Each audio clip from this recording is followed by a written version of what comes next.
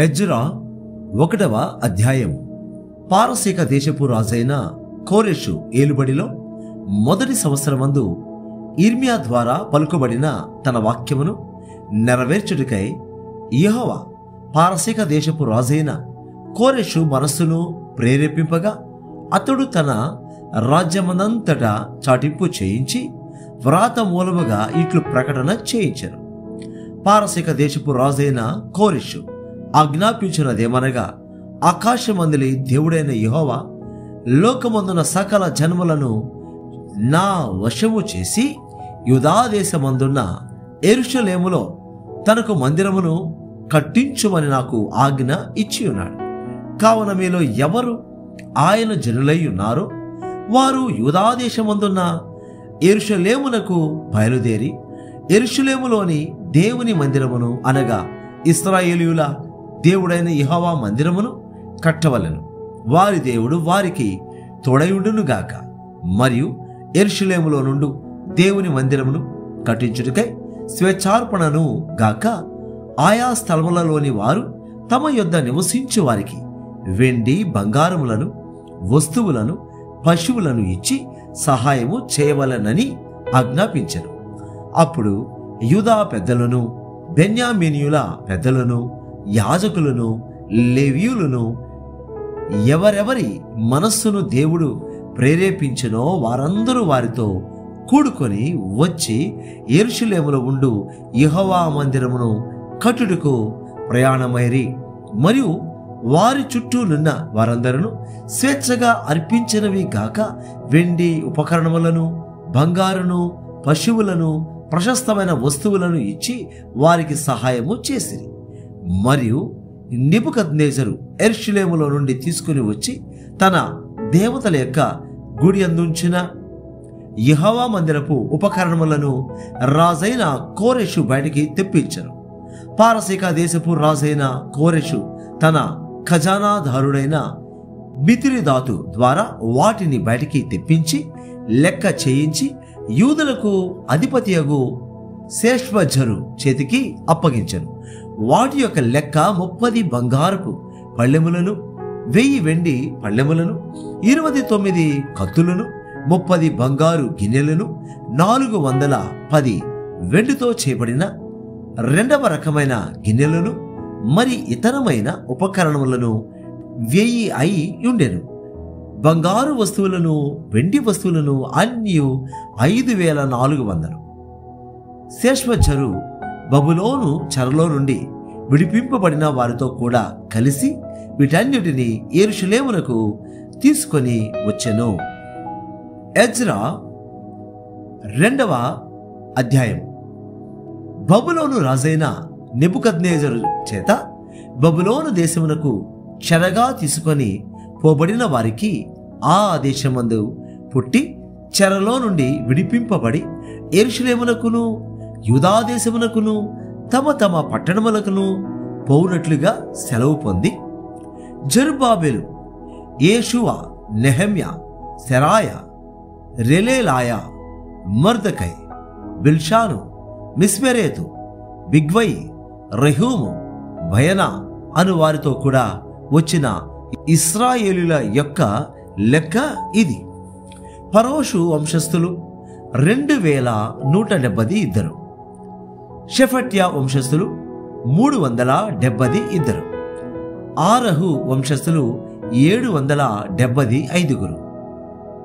పహత్మోయాబు వంశస్థులు ఏషువా, యోవాబు వంశస్థులతో కూడా 2812.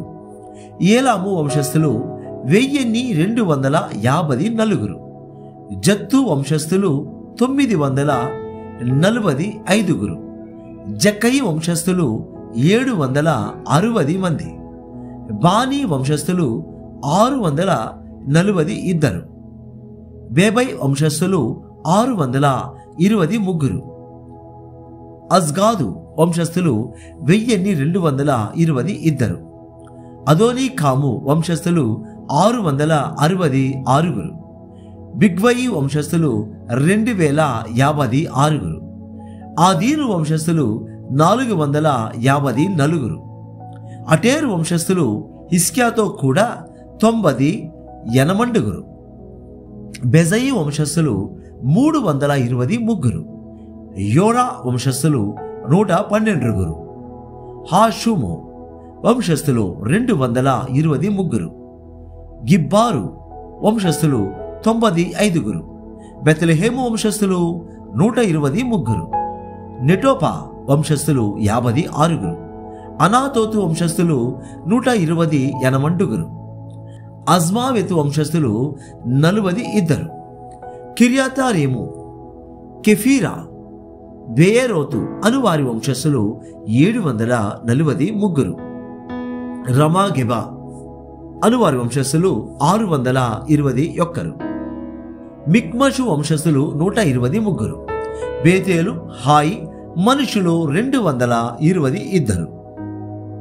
నెబో వంశస్థులు 52, మగ్బీషు వంశస్థులు 156, ఇంకొక ఏలాము వంశస్థులు 1254, హారీము వంశస్థులు 320 మంది, లోదు, హదీదు, ఓనో అనువారి వంశస్థులు 725, యెరికో వంశస్థులు 345, సెనాయ వంశస్థులు 3630 మంది.